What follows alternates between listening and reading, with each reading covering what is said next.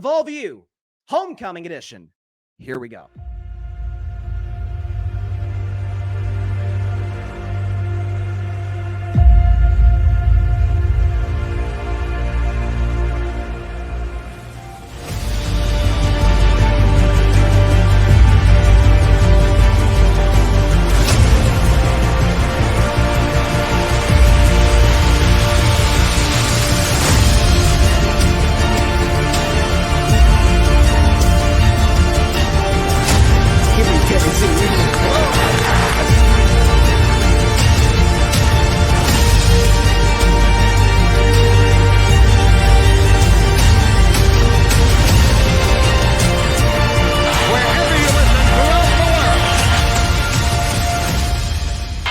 Football time in Tennessee. Indeed, yes, indeed. It is time for the Volview right now. Again, Tennessee got a homecoming game coming up tomorrow at noon, a rare noon kickoff at Neyland Stadium, historic Neyland Stadium. But Tennessee hosts UConn, and that, by the way, that phrase was as iconic as there was in college sports about 20 years ago in women's college basketball with UConn, Tennessee. Pat Summitt, God rest her soul, the late, great Pat Summitt against Gino Auriemma and the UConn Huskies, all those amazing players for both squads, future WNBA players who matched up back and forth in the 90s and in the early 2000s. It was the best rivalry of women's college basketball, one of the biggest rivalries in all college sports. So, and listen, UConn's still great in women's basketball. Tennessee, I think we're ranked 11th, if I'm not mistaken, this season women's. So Kelly Harper's done a fantastic job over there. But listen, we'll talk more about women's basketball as that season approaches. But Tennessee has Tennessee's got to just have my dad pass me the freaking Tennessee visor. I'm not wearing that. I don't do visors. I do hats. But point is, Tennessee's got a home game against UConn. They are a whopping 35-point favorite at home against the Huskies, who are not even going to be bowl eligible this season. And we just got into November. They are 1-7. They have one of the worst defenses and one of the worst offenses, frankly. There's not a lot of good units if you're 1-7. And certainly that could be said about UConn, who have been one of the less successful FBS college football programs in a long time. But Tennessee, again, 35-point favorite, ranked 17th in the country. The newest college football playoff poll came out on Tuesday, had Tennessee ranked 17th. So listen, obviously Tennessee, this game means absolutely nothing for SEC title hopes. Tennessee does not control their destiny. That goes without saying. They would need, again, as simply put, Florida has to lose, which Florida's going to play LSU. They're going to get smoked. So Florida's going to lose. Tennessee's just cursed with the swamp. It is what it is. But Florida's going to lose to LSU. So that's going to happen, and it is. Missouri, this is the tough one. Missouri has to lose another game. Thankfully, Tennessee plays Missouri. Georgia has to lose twice in the SEC, that is. They play Missouri, they play Ole Miss, they play Tennessee. Obviously, if Tennessee doesn't beat Georgia, it's an absolute wrap. It's over for our hopes to win the division, which I didn't think we'd do before the season. But in order for us to sniff the college football playoff, which I said we'd get to, not looking so great today, but then again, the Ohio State Buckeyes were barely in the top 20 in 2014, albeit they had one loss, and ended up winning the national championship when the first college football playoff poll came out in 2014. So anything can happen. But Tennessee's going to win this game. I didn't even put the work in to put a final score prediction graphic on here. I'm not even getting it. It's just off the top of my head. I'm going to go Tennessee, just big score, little score. I mean, that's kind of where it's at. Tennessee's going to cover. Just UConn's defense is awful. Their offense is awful. I'm going to go Tennessee 59-10.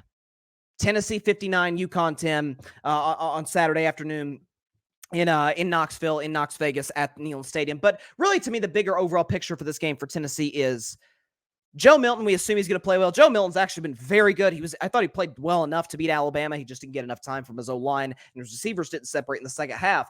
Last week against Kentucky, I want some money on that game. Thank you very much. But they beat Kentucky. Joe Milton was absolutely fantastic. Dylan Sampson, the third-string running back for Tennessee, freshman, ran his tail off in the fourth quarter, up and down the field, breaking tackles on a little shovel pass by Milton in the fourth quarter on 2nd and 11. It was the play of the game. Really helped Tennessee, get the go-ahead drive, not the go-ahead drive, the put-away drive in the fourth quarter to win that game on the road against Kentucky, which for the moment kept our SEC East hopes alive and bare minimum made us bowl eligible. So Tennessee's going to beat UConn.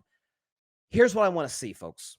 I want to see Joe Milton and this Tennessee offense continue what they did last week against Kentucky, fire on all cylinders, play well, go up like 35-0, something like that in the first half. Maybe play Milton to start the second half. And then take him out. Take Joe out, give him a breather. Good game, Joe. Last homecoming at Neyland Stadium. Give him his props. And then bring the future in. A kid by the name, and I think I'm saying it correctly. It's a tough one. I've heard it pronounced different ways. I'm going to do my best. Nico, it's his first name, Nico Iamaleava. I believe that is how you say his name. He comes obviously from the West Coast to Knoxville. It was between him and Arch Manning, obviously the son of Cooper Manning, the nephew of Peyton and Eli, the iconic Manning family, the first family of all football.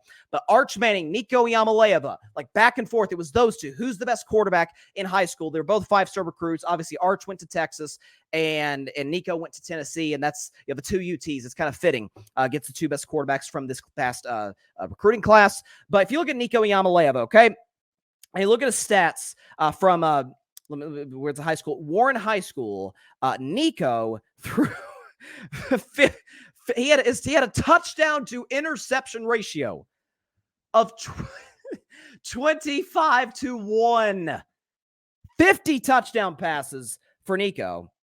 2 interceptions, 250 yards a game, threw for 3,200 yards. Completion percentage is very good. So, listen, this kid has absolutely all the upside to be one of the best quarterbacks in all college football and shorter. I'd like to see him get a run in the second half, maybe throw 1-2 touchdowns, and just give us a little peek of what 2024 on is going to look like for Tennessee at the quarterback position. Again, nothing against Milton. Milton's the guy right now. Milton's got to give us this team right now the best chance to win, and we'll see how far we can go with him. Maybe, who knows? Maybe we still get to Atlanta. We'll need some help to get there, obviously, starting tomorrow. But Tennessee going to dominate UConn, going to get it done when it's all said and done. But I want to see my own kind of big overarching takeaway or prediction really of tomorrow is offense is great in the first half. Obviously, the defense is. UConn's offense is horrendous.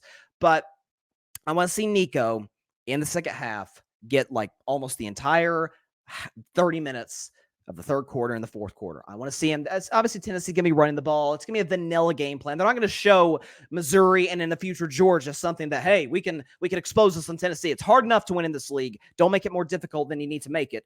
But I think Tennessee gets it done. I'll say 59-10 is the final score. And Nico Iamaleava, I really hope that's how you say his name.